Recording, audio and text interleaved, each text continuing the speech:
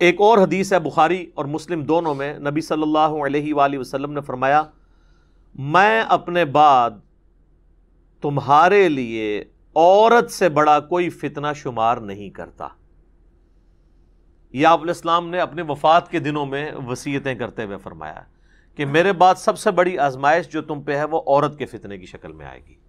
اب عورت کا فتنہ ایک تو سیکس کے پوائنٹ آف ویو سے بھی ہو سکتا ہے، اور ایک اس پوائنٹ آف ویو سے کہ کوئی شخص اپنی بیوی کی محبت کے اندر جو جائز ہے ایکسٹریم رویے اڈاپٹ کرے کہ اللہ کی حدوں کو توڑ دے، یا بیویوں کے ساتھ حسن سلوک نہ کرے اور ان کے جو جائز حقوق ہیں ان کو نہ دے، اور اس کے سبب اللہ تعالیٰ کے وہ عذاب کا مستحق ہو جائے۔ دونوں صورتوں میں عورت آزمائش ہے۔ ایک اور حدیث ہے بخاری اور مسلم میں، تیسری حدیث، یہ آلموسٹ 12 احادیث ہیں جو میں اس میں کور کروں گا۔ تیسری حدیث بخاری اور مسلم دونوں میں موجود ہے، دو تو میں چونکہ تمہیدن بیان کر چکا ہوں، یہ 10 احادیث ہیں کنزیکٹیو، کہ نبی صلی اللہ علیہ وآلہ وسلم نے فرمایا کہ عورتوں کے پاس جانے سے بچو، یعنی ان عورتوں سے مراد غیر محرم عورتیں۔ تو صحابہ نے پوچھا کہ دیور کے بارے میں آپ کا کیا پوائنٹ آف ویو ہے؟ تو آپ نے فرمایا دیور تو موت ہے، یعنی سب سے زیادہ پردے کا اہتمام دیور سے کرنے کی ضرورت ہے۔ اور ظاہر ہے ایک گھر کے اندر تو فزیکل پردہ مشکل ہے، بہتر تو یہ کہ الگ گھر ہو، تو وہاں پھر نگاہوں کا پردہ ہوگا، نگاہ جھکا کر بات کرنا، جسے غض بصر کہا جاتا ہے عربی میں، سورۃ النور کے اندر اس کی تلقین ہے۔ اس کانٹیکسٹ میں نے دو ڈیٹیل لیکچر دیے ہیں، مسئلہ نمبر 161A غض بصر سے متعلق 17 صحیح الاسناد حدیث، اور اسی کا پارٹ B تھا 161B مسئلہ عورتوں کے حجاب اور پردے سے متعلق۔ چوتھی حدیث جامعہ ترمذی میں ہے کہ نبی صلی اللہ علیہ وآلہ وسلم نے فرمایا کہ جب کوئی دو مرد و عورت کسی جگہ الگ ہوتے ہیں، اب ظاہر اس سے مراد میاں بیوی نہیں، جو نامحرم رشتہ ہے، تو تیسرا ان میں شیطان ہوتا ہے۔ تو یہ جو لوگ کہتے ہیں نا جی ہماری محبت بڑی پاکیزہ محبت ہے، اور ہر بندے نے پاکیزگی کی لمٹس بھی اپنی رکھی ہوئی ہیں۔ کوئی شخص صرف فون پہ بات کرنے کو پاکیزہ محبت سمجھتا ہے، کوئی ہاتھ لگانے کو پاکیزہ محبت سمجھتا ہے، کوئی ایک سٹیپ اس سے آگے جانے کو پاکیزہ محبت سمجھتا ہے، اور اس سے آگے جانے کو وہ گناہ شمار کرتا ہے۔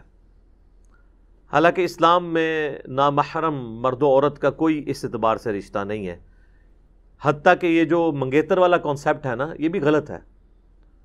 منگیتر بھی آپس میں نامحرم ہے جب تک کہ نکاح نہ ہو جائے۔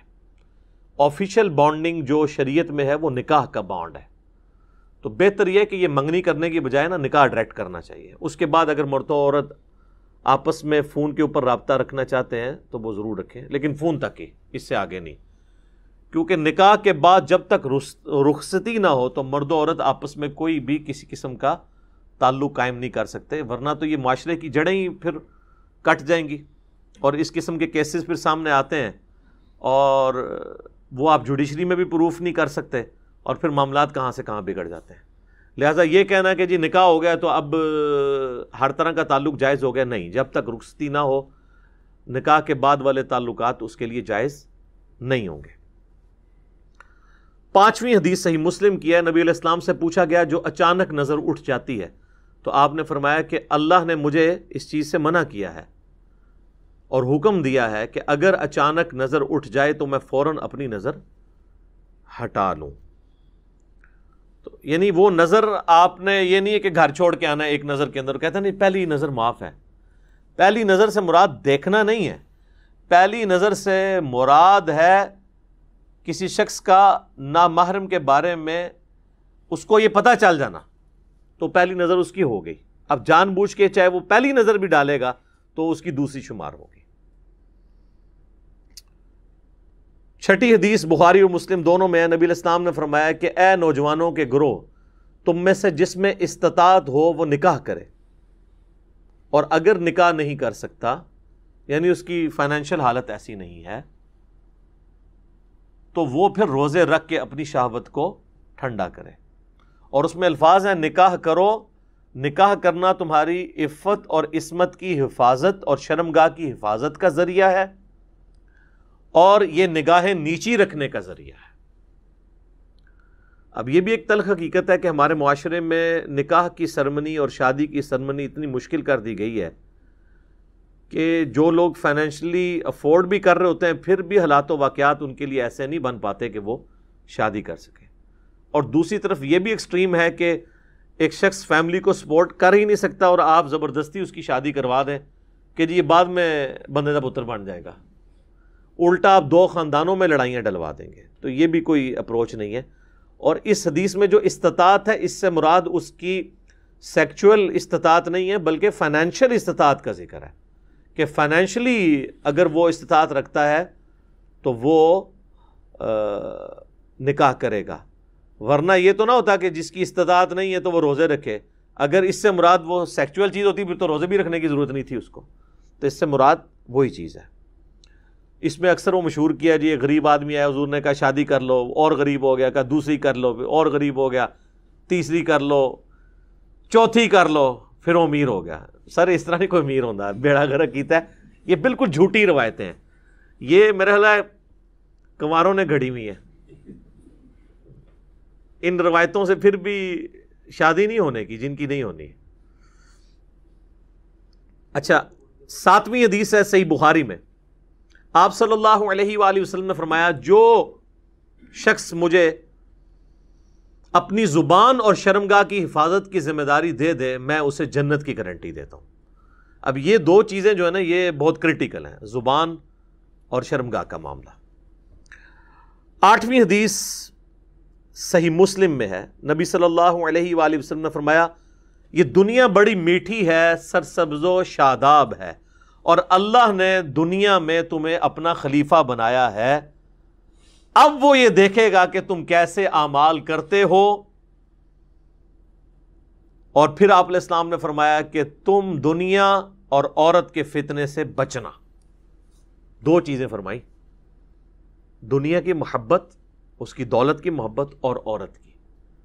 یہ کیسی کنکلوڈنگ گفتگو ہے کہ اللہ نے تمہاری آزمائش ان دو چیزوں میں رکھ دی ہے، عورت اور مال۔ باقی آپ جتنے بھی دیکھیں گے وہ اسی کی کرالریز ہوں گی۔ اچھی گاڑی مال کی کرالری ہے، زیادہ پلاٹس مال کی کرالری ہے۔ تو دنیا کی محبت، اس کے مال کی محبت اور عورت سے بچنا۔ اللہم انی اعوذ بک من فتنۃ النساء، اللہم انی اعوذ بک من فتنۃ الدنیا وعذاب الآخرہ، آمین ثم آمین۔